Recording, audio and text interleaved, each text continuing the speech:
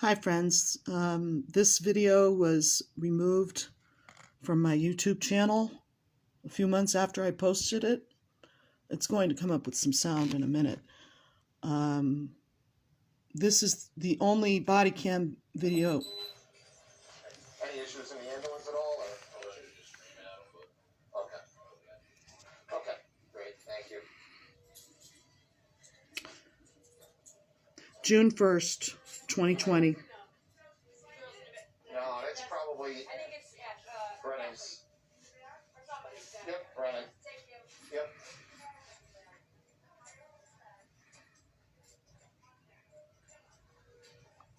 This was the second forced protective custody order they pulled on me, the Torrington police, in 2020. Okay, thank you.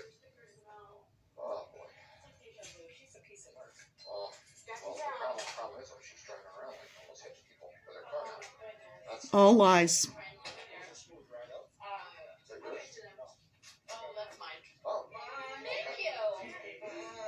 Look at this.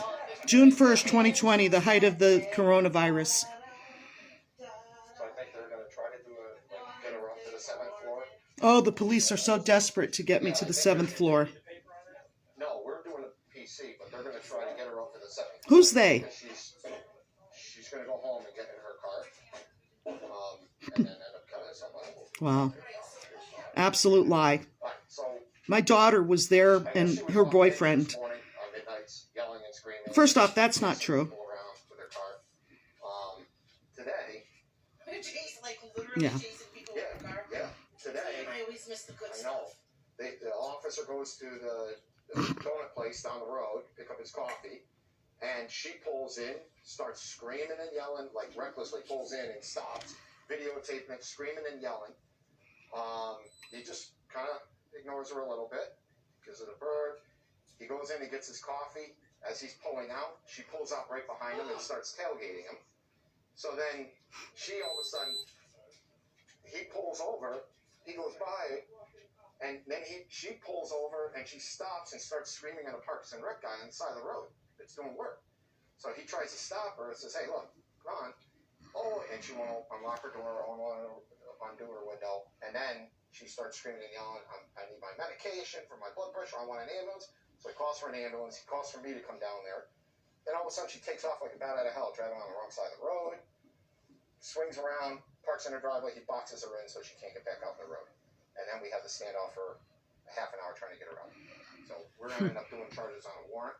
A standoff. She's obviously, her mindset right now and her driving, I mean, so he's, Wow. yeah, we took her license out of her pocket after we got her in the car. So, we're going to do the PC for today. And then I guess Mobile Crisis said they're going to try to get her up to the 7th floor or some emergency. Mobile crisis? I don't know. Again? Mobile crisis? Boss or whatever, but Demas? yeah, I know. Again, mobile crisis is involved? Oh boy. This is wonderful. No wonder why they took this evidence down. Oh, This was up for 2 or 3 months on my We the People. Oh, sure. If it's in my yard, it's fine. No. I'm going to end up killing. Boy, I'll tell you. Look at the narrative.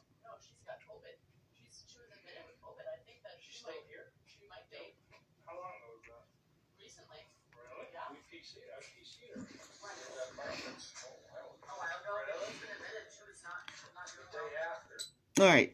He turns off the video from here. But, folks, the police have been PCing me and countless thousands of Torrington residents.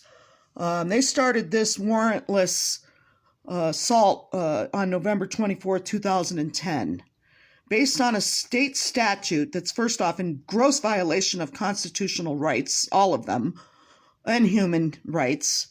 But medically untrained rookie officer can simply decide that a person needs to be restrained in handcuffs, detained, and forced into medical examinations up at Charlotte Hungerford Hospital.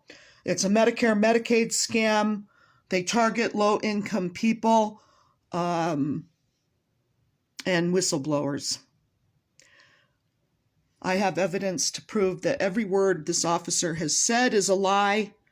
I have 3 videos of the exact day, and we will match word for word what this man says, this officer, and also what the arresting officer claimed in his written reports, and compare them to my 3 videos.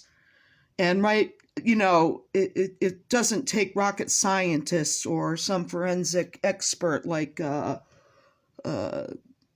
Lee out of Connecticut, who I would go head-to-head any day with the 18 years of forensics I've collected.